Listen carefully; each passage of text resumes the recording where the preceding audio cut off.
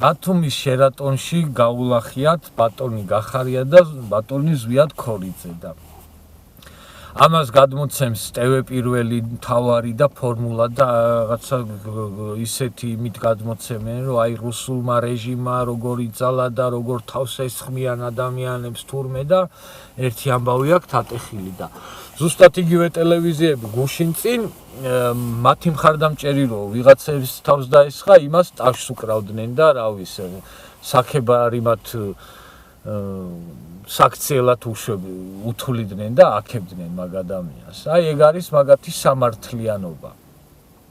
ვინ არიან ეს გახარია და ქორიძე, ხო? გახარია ვინც არის, ვიცით ყველამ, ხო? და პრემიერიც იყო ამ ქვეყანაში, უმაღლესი თანამდებობა ეკავა და რაც გააკეთა და რაც მოუტანა ამ ქვეყანას, ეგაც ვნახეთ.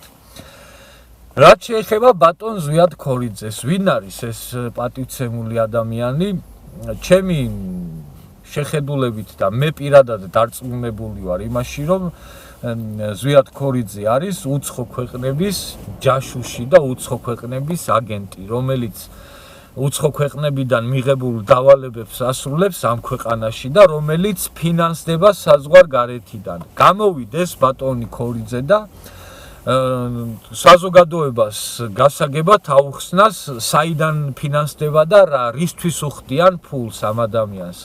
ეს ადამიანი სხვებისკენ ხო იშვერს თითს რომ FSB-ს აგენტები არიანო და რუსები არიანო და რაღაცებს ხო ყვირის. მაგის მტკიცებულება ხო ვერც ერთხელ ვერ წარმოადგინა.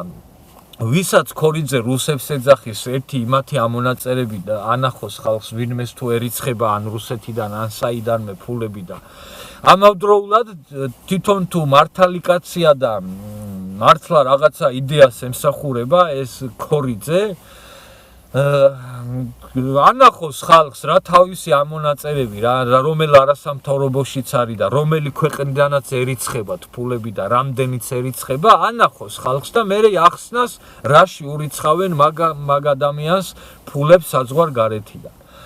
კარგად იცოდეთ ყველამ რომ ვის ტყუილა ფულს არავინ არ ჩუქნის და ყველა იმ მილიონს და ყველა მილიარდს რომელიც საქართველოში იხარჯება არასამთავრობოების გავლით კონკრეტული ქვეყნების კონკრეტული ინტერესები უდგას აი ამ ფულებს უკან და აი ამ ფულების ხარჯვის ხარჯზე და აი ამ ქორიძისნაირი ადამიანების საშუალებით ატარებენ აი ეს უცხო ქვეყნები თავის ინტერესებს საქართველოში.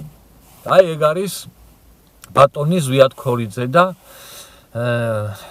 მაგ ადამიანის და მისი მსგავსი ადამიანების საქმიანობა ამ ქვეყანაში.